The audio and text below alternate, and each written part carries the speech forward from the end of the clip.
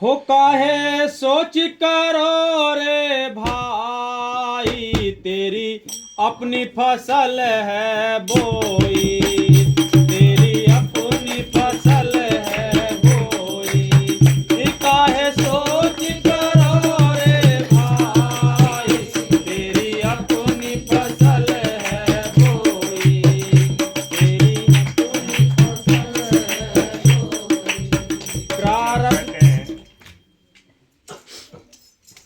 चाहे जीव विदेश में हो, चाहे देश में हो, चाहे गरीब हो, चाहे अमीर हो, चाहे किसी जाति धर्म का हो, ये कर्म किसी को नहीं बकसते। विदेश में रहता होगा वहाँ भी उसको ये कर्म सताएंगे, देश में रहता हो वहाँ भी सताएंगे। ये क्यों कि हमारी अपनी हुई बोई हुई फसल है, इसमें किसी दूसरे का दोष नहीं। हमने जो बोया है वो हम काटेंगे, कोई रोक नहीं सकता। लेकिन मालिक बहुत दया करता है, हमें बहुत बड़ी इस मुसीबतों से, कर्म के इस ऋण से वो बचा लेता है। इसलिए संत कहते हैं कि काहे सोच करता है ए मन, तेरी अपनी ही तो फसल है ये। तू दूसरे पर दोष लगाता है कि इनके वजह से घाटा हो गया, इनके वजह से दुख आ गए, इनके वजह से ये परेशानी आ गई। नहीं, तेरी अपनी ही फसल वही है, तुझे ही काटनी पड़ेगी। कैसे? हाँ जी। प्रारब्ध क्रिया संचित बीजा, ये सब तुमने बोए। क्या कहते हैं? ये प्राप्त 3 प्रकार के कर्म सबके साथ जुड़े हुए हैं। 3 प्रकार के कर्म सबके साथ जुड़े हुए हैं। कौन कौन से? एक प्रारब्ध जो हम साथ लेकर आते हैं, एक क्रियामान कर्म जो हम मौके पर करते हैं, एक संचित कर्म जो काल हेड क्वार्टर में इकट्ठे करके रखता है। उसके बारे में संत कहते हैं कि संचित कर्म कौन से हैं, जीव को भी नहीं पता है। कभी कभी ऐसी सजाएं हो जाती हैं कि यहाँ हमने मौके पर यहाँ गुनाह नहीं किया है, लेकिन फिर भी हमें सजा मिलती है। लेकिन वो क्या है? वही तो संचित है।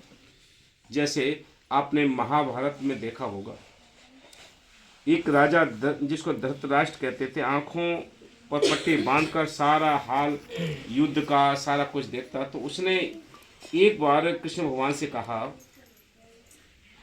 कि मुझे 100 जन्मों का पता है, 100 जन्मों का पता है कि ऐसा मैंने कोई भी कर्म नहीं किया है, लेकिन मैं अंधा क्यों हूं? मैंने कोई ऐसा गुनाह नहीं किया। तो कृष्ण भगवान ने तवज्जो दी कि और पीछे हट के देखो। तो देखा कि 106 जन्म में कोई ऐसा कर्म किया था जिसकी वजह से उसको अंधा होना पड़ा। बताओ, कब कब के जुगों जुग के लेने देने अदा कर जाने पड़ते हैं। इसलिए संत कहते हैं कि भी बार बार समझाने की कोशिश करते हैं, तेरे अपने ही कर्म हैं, इनको काटने के लिए सेवा, सिमरन, दर्शन, सत्संग चाहिए, तब ये कर्म हल्के होंगे। ना तुम्हारे बहन, ना भाई, ना माँ, ना बाप, ना बेटी, ना बेटा, इन कर्मों को कोई खत्म नहीं कर सकता।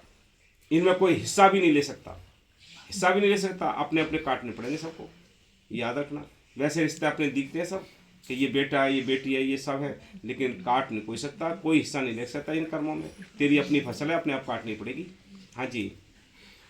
प्रारब्ध क्रिया संचित बीजा, ये सब तुमने बोए। अपनी खेती आप ही काटे, अपनी खेती आप ही काटे, दूजा न काटे कोई।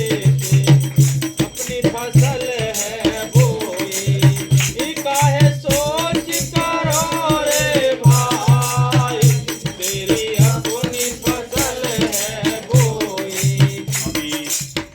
तेरी अपनी फसल है बोई। अभी देखो सामने ही घटना हुई है। कोई कहे कि भी उसका कसूर है, उसका कसूर, कसूर किसी का कोई नहीं। कसूर तो अपने कर्मों का है। जैसे जैसे हमने यहाँ बोए हैं बीज, वैसे ही सबको काटने पड़ते हैं। ये वैसे ही दिखाई देते हैं कि ये बेटा है, ये बहू है। नहीं, सब अपने अपने फर्ज अदा करने के लिए आते हैं। सब अपने लेने के लिए आते हैं, कर्ज लेने के लिए आते हैं। जितने बेटी बेटा बने हैं, जितने ज़्यादा हैं बच्चे, उतना ज़्यादा कर्ज है।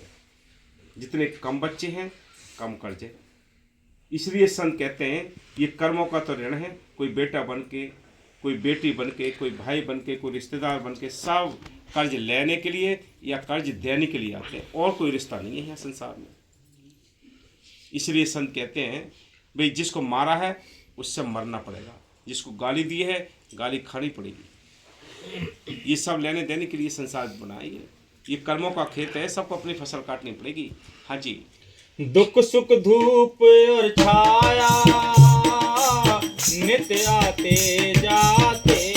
मन तू क्यों परेशान होता है? कभी दुख है तो कभी सुख है। ये धूप और छाया है, ये कभी आते हैं कभी जाते हैं। हमेशा ये आपने देखो कितनी ही बड़ी शक्ति है सूर्य के लिए, लेकिन कभी कभी सूर्य के लिए भी बादल ढक लेता है, अंधेरा हो जाता है। इसी प्रकार तू क्यों फिक्र करता है? ये कभी हमेशा दुख नहीं रहे तो सुख भी कभी नहीं रहते हैं, सुख नहीं रहे तो दुख भी कभी नहीं रहेंगे। चिंता ना कर, आज सुख है तो कल दुख आएगा, दुख है तो सुख आएगा।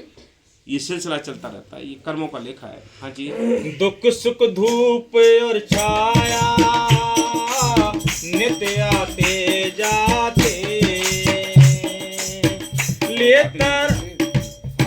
लिए तराजू बाट रहा वो, लिए तराजू बाट रहा वो। जैसी करनी होई तेरी अपनी फसल है बोई, तो तेरी अपनी फसल है बोई, तेरी अपनी फसल है बोई। वो बांटता है तराजू लेकर, उसके यहाँ धर्म कांटा लगा हुआ है। सबको जैसे जैसे इसने यहाँ अपने कर्म किए हैं वैसे वैसे उसको सौदा बांट देता है। आपने देखा हुआ कोई सारे दुखी उठा के लेकर आता है, पूरी जिंदगी दुखी दुख मिलते हैं। कोई सुख लेता है तो उसको दुखी नहीं मिलते, कभी उसे दुखी नहीं कभी देखे उसने। सब अपने अपनी ही तो फसल है, अपने अपनी तो तराजू से पटवा कर लाए हम देखते हैं कि ये कोठी बंगले क्यों बना रहे हैं।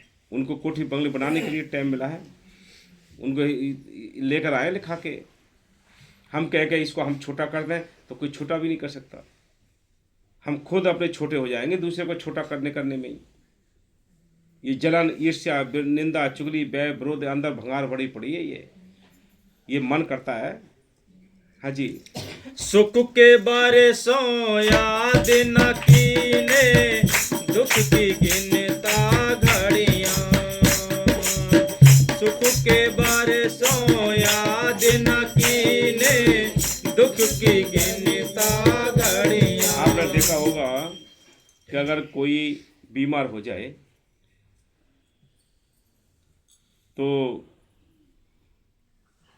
रिश्तेदारों को फोन कर करके कहता है देखी जाए कब तुमको दुख आएंगे, मेरे को 4 दिन आ गए रोटी नहीं खाई है, बिल्कुल चारपाई पे पड़ा हूँ और देखने भी नहीं आए कोई। हैं बोलो, गिनती रखी कि 4 दिन हो गए या 5 दिन हो गए या 10 दिन हो गए बीमारी की दुख की घड़ियां गिनी। अगर ये 10 साल 20 साल इसने सुख भोगे, सुख इसके पास रहे बहुत, कभी किसी को फोन करके नहीं कहा कि मेरे पास से सुख ले जाओ, थोड़े बहुत दिन रह गए मेरे पास सुख हो गए। दुख की घड़ियां गिनता है ये मन की आदत है। ये दुख की घड़ियां गिनता है, सुख को तो 50 वर्ष यूं ही गुजर जाते हैं इसके। दुख के लिए करता है कि 4 दिन दुख आया तो गिनती रहती है इसकी कि 4 दिन हो गए, आज बुखार आते। बोलो, इसलिए संत कहते हैं ये मन है दुष्ट है। या इसके पास सुख होते हैं तो कभी किसी से नहीं कहता, शेयर नहीं करता है ये सुखों का कि मेरे पास इतना सुख है, अभी ले जाओ कोई सुख, या मुझे देख जाओ मेरे सुख के लिए। नहीं कहता। दुख में एकदम तुरंत फोन कर देगा, नाराज हो जाएगा, मुंह टेढ़ा कर देगा, बोलेगा नहीं। हाँ हाँ जी। सुख में अपनी ठन ठाने रे, सुख में अपनी ठन ठाने रे, दुख का न दोषी कोई, तेरी अपनी फसल है बोई,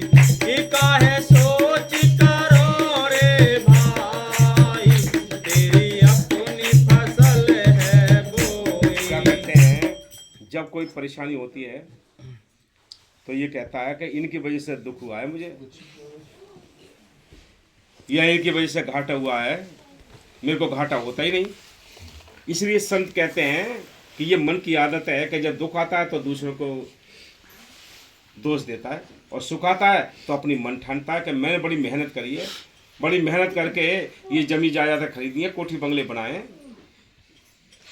हाँ जी। जब तक दाना रहे खेत में आना जाना होए, जब तक दाना रहे खेत में आना जाना होए, कट गई फसल जाए घर बैठे, कट गई फसल जाए घर बैठे, आवे न जावे कोई, तेरी अपनी फसल है बोई, ये काहे सोच करो रे भाई, तेरी अपनी फसल है बोई। दोबारा सुना पड़िए, हल्की बजा हल्की। जब तक दाना रहे खेत में आना जाना होई। क्या कहते हैं, देखो बहुत ध्यान से सुनो, कीमती की वचन है ये, कि जब तक दाना रहे खेत में आना जाना होई। जैसे गेहूं हमने बोए हैं, अगर भूसा भी रहता है तो किसान चक्कर लगाता रहता है खेत पर, कोई भूसा ले ना जाए। अनाज आ गया, गेहूं आ गए, भूसा भी आ गया तो 2-3 महीने के लिए देखने भी नहीं जाता है। इसलिए संत कहते हैं कि तुम्हारे किए हुए जो कर्म हैं, जब सेवा सिमरन अभ्यास करने से ये खत्म हो जाएंगे, फिर तुम्हें यहाँ 84 माने की कोई जरूरत नहीं होगी, सारा ऋण खत्म हो जाएगा। इसलिए जब ऋण खत्म हो गया तो अपने घर जाकर बैठ जाओगे। इसको आवागमन छूट न कहते हैं, इसको मुक्ति कहते हैं। जब ये मुक्ति मिल जाएगी तो मालिक की मेहर से अपने घर पहुंच जाएगा। हाँ जी। कट गई फसल जाए घर बैठे, कट गई फसल जाए घर बैठे, आवे न जावे कोई, तेरी अपनी फसल है बोई, ये काहे सोच करो रे भाई, तेरी अपनी फसल है बोई। जैसा किया है वैसा ही फल, आज नहीं तो होगा कल, जैसा किया है वैसा ही फल, आज नहीं तो होगा कल। जैसा किया है वैसा फल मिलना है, आज नहीं तो कल मिलेगा। ये कर्म छूटते नहीं। इसलिए संत कहते हैं कि ऐ इंसान, ये विचार कर देखो, तुम्हारे अपने ही किए हुए कर्म है, किसी दूसरे का दोष नहीं। इन कर्मों को खत्म करने के लिए संतों से हमें नाम मिला, नाम का अभ्यास करना, सेवा सिमरन करनी है, बस ये खत्म हो जाएंगे। हाँ जी। कहे राधे श्याम शांति मिटा दे, कहे राधे श्याम शांति मिटा दे, और न जुगत है कोई, तेरी अपनी फसल है बोई, तेरी अपनी फसल है बोई, ये काहे सोच करो रे भाई, तेरी अपनी फसल है बोई, तेरी अपनी फसल है बोई। धन धन सतगुरु तेरा। तो सतगुरु की मेहर से बंद कर।